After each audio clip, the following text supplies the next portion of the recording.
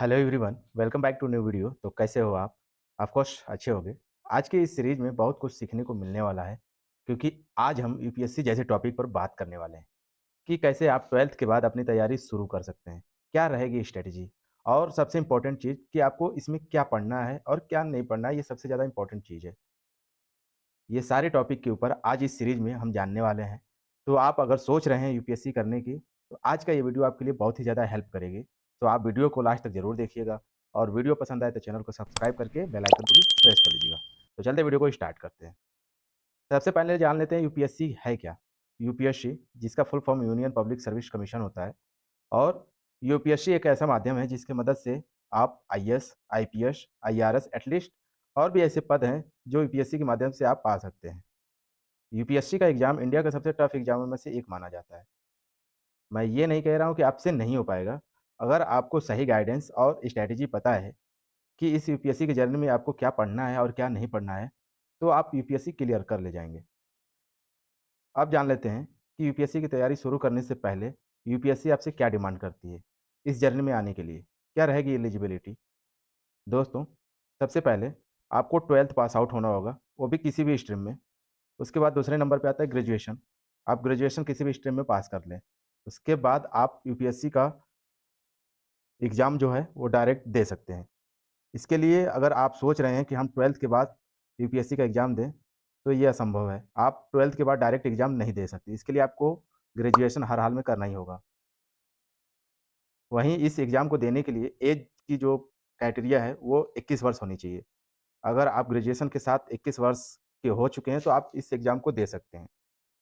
अब दोस्तों समझ लेते हैं यूपीएससी का एग्ज़ाम पैटर्न। तो सबसे पहले यूपीएससी का एग्ज़ाम 3 चरणों में होता है। पहला प्री, दूसरा मेंस, तीसरा इंटरव्यू। प्री का जो फॉर्म आता है वो मई-जून में आता है, और वहीं दूसरे नंबर मेंस की बात करें तो इसमें 2 पेपर होते हैं, जीएस-1, जीएस-2। जीएस-2 को हम सी-सैट के नाम से जानते हैं, जो क्वालीफाई होता है। तीसरे नंबर की बात करें इंटरव्यू की, तो इंटरव्यू का जो एग्ज़ाम होता है वो पर्सनैलिटी टेस्ट, यानी कि आपको इंटरव्यू होगा, और उसमें आप अप्रैल-मई के समय ये एग्ज़ाम होता है, और आप इसमें पास आउट करके आप क्वालीफाई कर सकते हैं इसको। अब सबसे इम्पोर्टेंट चीज़ कि यूपीएससी की तैयारी करने के लिए कितना समय लेना चाहिए आपको। तो मैं बता दूँ कि वैसे तो यूपीएससी के एग्ज़ाम को देने के लिए 1 साल की मेहनत बहुत है, लेकिन अगर आप 12th के तुरंत बाद तैयारी शुरू करना चाहते हैं, तो आप ग्रेजुएशन में एडमिशन लेकर इसके साथ-साथ आप एग्ज़ाम की तैयारी कर सकते हैं, जिसमें यूपीएससी का सिलेबस बहुत ही अच्छे ढंग से कवर हो जाएगा, और आपको ज़्यादा प्रेशर भी नहीं पड़ेगा।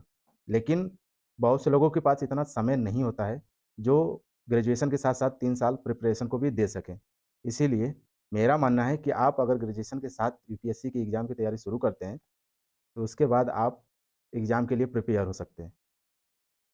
और सबसे इम्पोर्टेंट चीज़, जब आप तैयारी शुरू करें, तो आप प्री और मेंस यानी दोनों कंबाइन करके आप तैयारी करें, ताकि 2-3 महीने के बाद आप मेंस का एग्ज़ाम देने जाएँगे, जिसमें आपको समय बहुत ही कम मिलेगा। इसके लिए आप प्री और मेंस की साथ-साथ तैयारी करेंगे, तो आपको एग्ज़ाम में सबसे ज़्यादा हेल्प मिलेगी, और बाद में आंसर राइटिंग का जब प्रैक्टिस करेंगे, तो वो बहुत ही ज़्यादा आपको हेल्प करने वाली है। इसीलिए आप प्री और मेंस को साथ-साथ तैयारी करें, और वहीं न्यूज़पेपर आप डेली पढ़ें। सो दोस्तों, ऐसे ही सरकारी नौकरियों और करियर टिप्स मोटिवेशन कोट्स के लिए हमारे इस तमाम खबरों के लिए जुड़े रहें हमारे इस चैनल पे। फिर मिलेंगे एक नई वीडियो के साथ। धन्यवाद।